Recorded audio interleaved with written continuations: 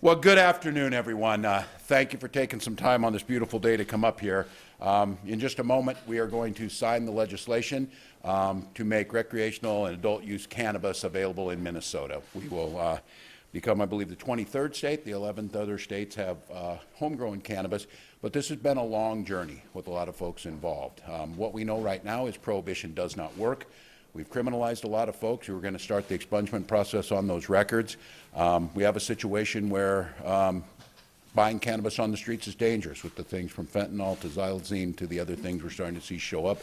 It makes sense to have that. We also know we have a lot of folks here, and you're going to get to hear from some of those who have been at this for a long time. And they've made the case around medicinal cannabis, around pain relief, around the ability to treat many things that they know makes a difference, plus the fact of being adults need to make their own decisions around these types of choices. There's a lot of folks in here, and I'm going to miss some, but I want to thank certainly our authors on this, Senator Port, Representative Stevenson, thank you. This is not only getting this bill legalized, it was an exercise in democracy. I think we had 30-plus hearings.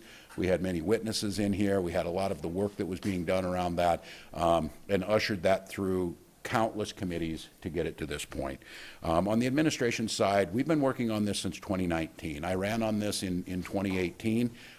When we were elected, we started by going to Vermont, having folks from Vermont and Colorado come here, and a lot of the work that was done on the agencies in state government coordinating together and standing up the office was done from 2019 to this moment. So it's going to take us a bit of time to get this up and going. We'll be getting some people into the positions to be able to run this, but I assure Minnesotans that a lot of thought has gone into this. A lot of the things learned in other states are incorporated into how we do this, and the thoughtfulness around this legislation gives us a really good guiding principle.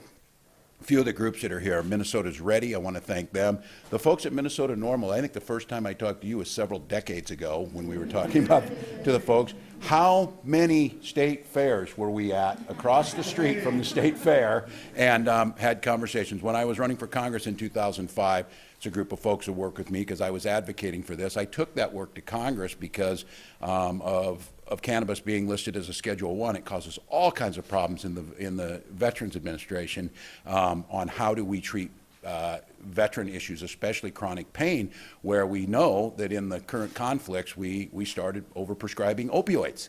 And what we saw is we passed the first piece of legislation that ever passed the United States Congress, stepping marijuana back down again to make sure that we could do the research in the VA to be able to get some of the breakthroughs we know we need to get. Folks in the Olivers here, I think Grassroots Legalized Cannabis Party, to the folks who had the parties who ran, an incredible service both to moving this piece of legislation forward, but to the democracy. Folks who got organized enough, and we know there's some bad actors that played into this. It wasn't these people. It wasn't this party. These were folks who used the democracy and organized and got people out there and got on the ballot and pushed this issue. They were part of us getting to this point today. So I want to give a big thank you to the folks who made that happen. And then, of course, I would be remiss. I am not the first governor to talk about this. I'm the second governor to talk about this. I was about 20 years after the fact on that. Governor Ventura and First Lady Ventura advocated for this 25 years ago. And they also, and I want to say thank you for sharing, and thank you for trusting the public with your stories, very candidly came forward and talked about how it impacted their lives, how it made their lives better. These are very personal decisions. These are things that adults would not, and from now on do not have to talk about, but somebody had to do it. Somebody who had the ability to be able to talk about it, to get people to listen, and the Venturas did that, and so it is appropriate that I think at that time, Governor, if I'm not wrong, we would have become the second or the third state instead of the 23rd had we listened to you at that time. I think we were on the front end. But well, the bronze medals. Bronze medals, so we're here. But it's a good day, and I assure people as they're listening out there, prohibition has not worked. We need to put things in place that are safe. And for those who make the comments, we're certainly not advocating for our children. We're trying to make sure that there is a regulatory regime put in place. There are processes put in place. There's the ability for adults to make those decisions without criminalizing them. We know what the products are that are out there, and it just makes for a smoother market. Turning your back and pretending a problem doesn't exist, and for those who bring up, what about this, what about that, all of those things are happening right now. What this is meant to do is to try and reduce those facts, to reduce those chances, and to make cannabis and adult use cannabis safe and legal in Minnesota. So I'm proud of the work that was done here. This seems like a long journey, and I'd be remiss if I didn't bring up the fact of this is we've got folks here from our tribal leaders who are here, to others who are going to see the opportunity for another agricultural product to create wealth. We've got United Food and Commercial Workers here who are going to work on this. They're going to need people to grow this. You're going to need people to process. You're going to need people to transport. All of those things are going to create economic opportunities, and I'm just really grateful folks are seizing the Minnesota entrepreneurial spirit. They're going to get themselves in a position to do this, and we can continue to make progress on it. With that, I think I'm going to turn to our lead author in the Senate, Senator Port.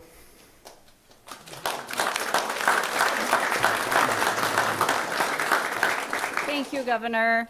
Good afternoon, everyone. I'm Senator Lindsay Port from District 55. I am delighted to be here with you as we sort of put the period at the end of the sentence on this piece of legislation.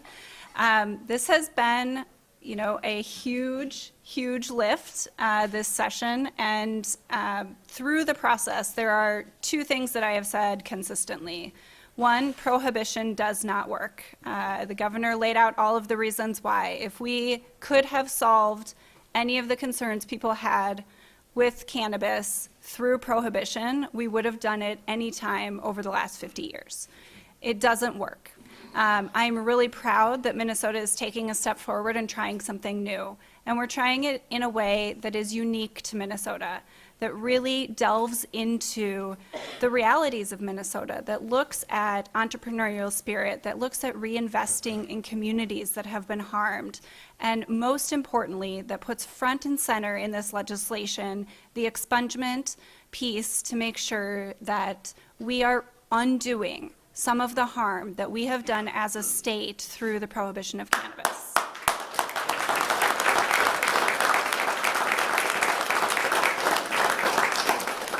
The other thing I've been saying through this is that it has been a joint effort. And yes, because I love a good pun, but also because this really is a community-focused bill.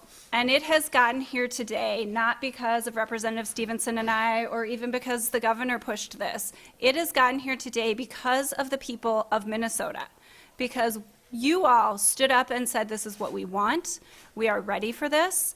You organized through patients who needed medicinal marijuana. You organized through veterans, through farmers, through hemp growers, through retailers.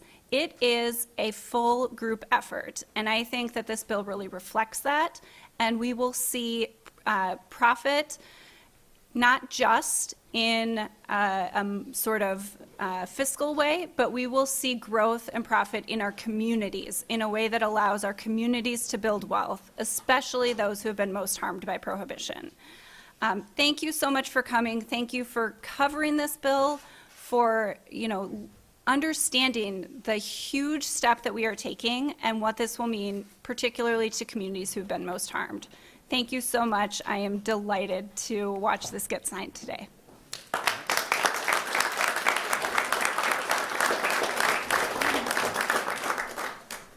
Good afternoon. I'm Zach Stevenson. I was the House author of this legislation. Thank you, Governor, for your support in signing the bill today. And while Minnesota might be the 23rd state to legalize cannabis, I think we've passed the best bill in the country that Minnesotans can be really proud of. We've learned from what happens in other states. We've built a model that will work for Minnesota specifically, and I think Minnesotans will be really pleased with the results of that work. And I want to echo the comments that Senator Port and the governor both made about how really, this has been a long race to get to this point, and we are just the anchor team of that race, carrying the baton across the finish line. And there have been so many people in this building and outside this building who made sure that we got to this point, a few of whom I just want to specifically recognize, including former Majority Leader Ryan Winkler, who's here today, who worked tirelessly to bring the bill forward and really elevated. Thank you, Leader Winkler. Also, the intellectual godmother of the bill, Chair Aisha Gomez, who's back here, who's big in writing it. But there's a risk in naming specific names of people you're thanking, because inevitably you forget a lot of people who are really important. And so I'm going to stop there, but just say that countless legislators have touched this bill. Actually, I'm going to name one more, which is Representative Jess Hansen, who has worked so hard on this, both inside the legislature and outside, to make it happen. But we could continue with this strain all afternoon, naming people who worked hard inside this building and outside this building in ways big and small to get us to this point. I was asked this morning by a reporter, why did you take on this issue? And the answer is, it was the issue that I was hearing about from my constituents more than anything else when I was out door knocking. People would say, it's time, let's do this. Our current laws are doing more harm than good.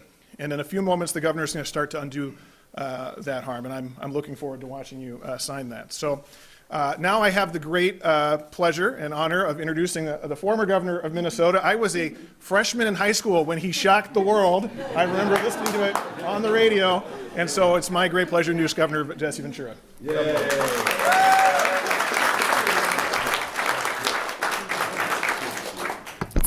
Thank you. On behalf of myself and First Lady Terry Ventura, this is a huge day in our family's life because prohibition will now end.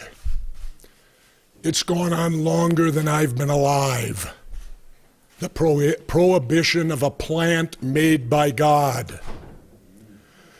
Well, now we were always told everything was here for us to use.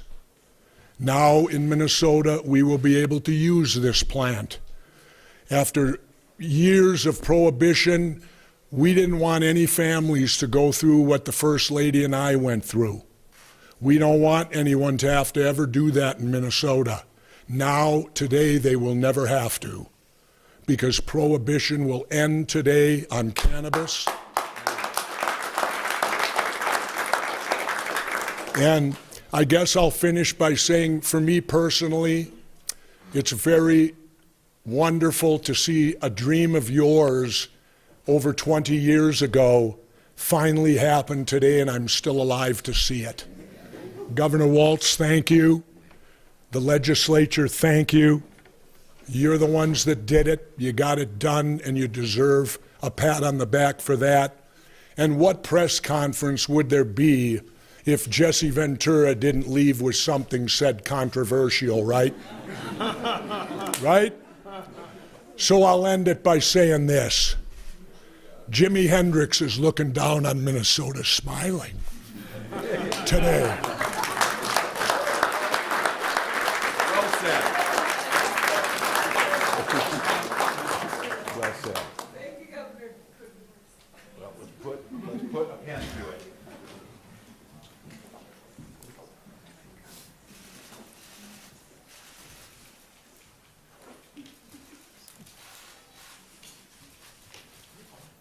Lots of people to thank, so lots of pens. I thought you'd be signing it with me, Governor. We really started something at the Prince signing. The blank was the thing. Yeah, I remember that.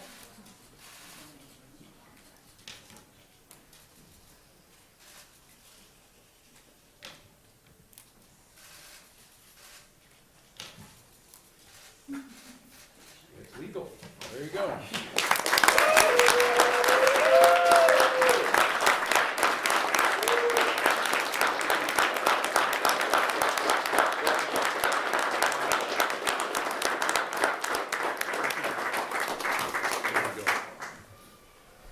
Well done.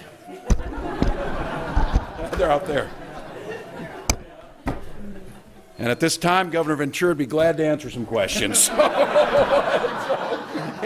Fire away. Governor Ventura, what did change in 25 years since you Yeah. became governor? And you were talking about this at the state fair when you were out there yourself? What changed? I think it probably was simply a case of education, of people becoming educated more and not listening to and watching performances like Reefer Madness on TV and things of that nature, the propaganda that went on about cannabis all these years and everything about it. I think it's basically the people of Minnesota especially have been educated now. And they understand that cannabis, all drugs and all forms of things have an upside and a downside to them. But cannabis's upside is so much, much more and good than any downside. And so for me personally, it was just something I've always believed that it was wrong for cannabis to be against the law. And I felt that it needed to be said 20 years ago or 25 years ago. The attempt needed to be made. And one thing you learn about our government, it doesn't move quickly. So for it to happen within 20 years is actually quite quick by the standards out there. From what you've seen of the bill, are you convinced there's enough that's going to be done to keep impaired drivers off the road? Impaired drivers are out there right now. It isn't going to make any difference one way or the other that way. Impaired driving, you've allowed alcohol all these years. We tried prohibiting that, and to my best knowledge, my dad told me about it, it wasn't very successful. Prohibition has never worked. Never in the past has it worked, and it's not going to work in the future. And so certainly you should not drive under the influence of anything. It's that simple. You don't drive under the influence of anything. Governor, where does this stand out in your legacy 20 plus years later? You had domestic partner benefits, light rail, nonpartisan judiciary. Where do you put this in your legacy? Oh, I don't put it there, you do. Haven't you all missed that?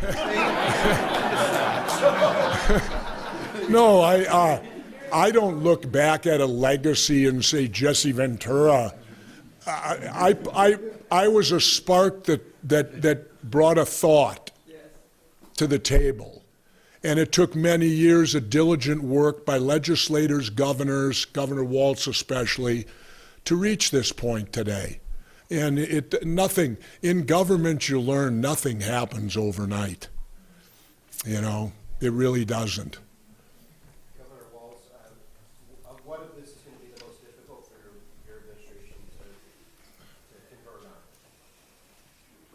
To do, To bring into yeah. What aspects of this law are going to be? I thought you were going to ask me a question about acting or wrestling or something, so I felt like we were trading positions here. I do think that making sure that the licensing piece of this, and I think you've seen this, we've got folks here from the Department of Agriculture, folks here from the BCA who'll be working on the expungement. I'm feeling confident about it because we've had 4 years and we've had these other states to look at it. I think it's standing it up to make sure, and I feel really good about the regulatory regime. You've seen that even though in kind of a short fuse on the gummies and things, we've been able to catch the bad actors in that if they're trying to sell that shouldn't be out there. I think that's a piece that I feel confident about. I think it's getting folks licensed out there. I'm really just grateful. The thoughtfulness that went into the bill about making sure we've got good local partners in this, that is a really important piece of it. So I think we can do this. We've done it before on other things. We have a regime that's even more complex around alcohol right now as it stands. So we'll be able to do it. And I have to tell you, for some of you, to get the fuller story on this, we've got folks here from White Earth and Prairie Island and others. These folks have been looking at this for a lot of years too and are kind of on the front end of how to make this work. And I had the chance to tour up in Monoman, incredible facility that's going to be on the front end of this. So I think our partners will make this happen. But I think it reassure. Been on for a long time. And I think making sure that we're able to coordinate across state government, again, I tell people who might not think that this is a signing and now it happened, it's been years and years of work planning for this day inside state government. Governor Walz, could you talk about the expungement element of this and how important that is to the bill as a whole? Yeah, it's important, and this is where the black community is knowing this. So we know what the statistics show, that the chances of someone being arrested or being incarcerated around cannabis was much greater if you were a person of color, if you were in the black community. We'll start on the misdemeanors, the petty misdemeanors will start early, but I think I heard Rep. Stevenson's talking this morning. We've got 50 years of folks that we've been arresting and getting records on them. It's not going to unwind immediately, but we feel a sense of urgency around that. We'll start that process this summer and get moving on that and get folks' records cleared up. And I think this is where Minnesotans, you know who you are out there. If you had one of these at one time or whatever, keep a track on this. We'll make sure we get those things expunged, get them out of the records. But I would argue for many folks up here, myself included, this was a really important piece of this. We really made life tough for people. And I heard it in front of the pardon board countless times. People who were 18, 19, 20 years old who had a conviction around cannabis who have lived exemplary lives and were simply trying to be licensed in, whether it be a nurse or a teacher, a police officer. They were trying to do these things, and that was keeping them from being able to do that. So I feel really positive about this piece of it. Many up here, that's what they were fighting for. Representative Stevenson, would you be able to talk a little bit more about where and when cannabis can be used as far as the terminology in the bill? Yeah, well, I think most of the effective dates are August 1st this summer that are relevant to people. So starting on August 1st, it will no longer be a crime in Minnesota to possess up to 2 ounces of cannabis outside your home or up to 2 pounds of cannabis inside your home. And that's also when it becomes legal to grow cannabis at your home, up to 8 plants total, 4 of which can be mature. That's also when a lot of that expungement work really will kick into a high gear in the height of the summer. And then, as the governor said, there's a lot of work to be done standing up the marketplace, making sure that we have all of the regulations and rules to protect people's health and safety and consumer protections, all the benefits that a legitimate marketplace offers. That will probably take 12 to 18 months beyond that before you see retail locations open right away. But the change will be starting sooner this summer.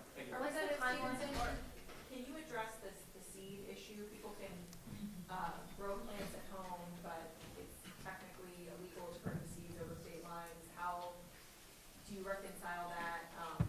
How's that look? My understanding is seeds, since they have less than 0.3% THC, there's not a barrier to legality there, so people should be able to purchase seeds. It's my understanding there are already places that sell seeds around the state, but that's legal. It's less than the threshold under state law currently, and will obviously continue to be legal people to buy seeds. What's the timeline for hiring somebody to lead the new cannabis office as you get the licensing up and running? Is that coming soon? Yes, that'll be this summer. That's the work we do now. We get this thing standing up. We'll have the advisory committee that'll be there to help us on this. This is where citizens, I would ask all the folks out there, we've had a few people show interest in this already for trying to stand up on that, and I would encourage folks, if they think that is something they want to be a part of, to do that. We say that on all the committees and all the things. Now there will be one around this issue of adult use cannabis. What are the most important credentials that you have? We haven't put it together yet. We'll put out the job description on this and get it out there. Folks will apply for this. You know, there'll be a big skill set here of running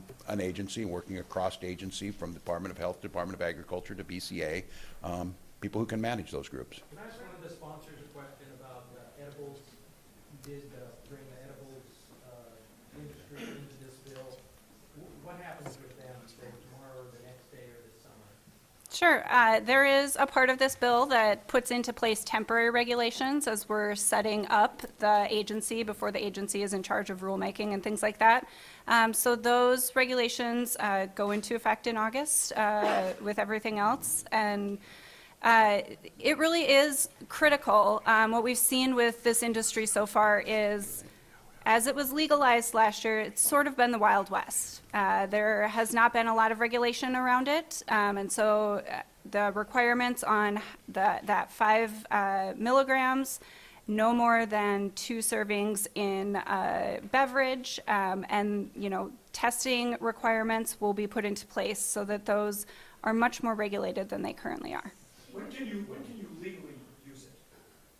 What's happening now? I mean, the edibles, the low-dose edibles are still, are legal, continue to be legal, but then August 1st.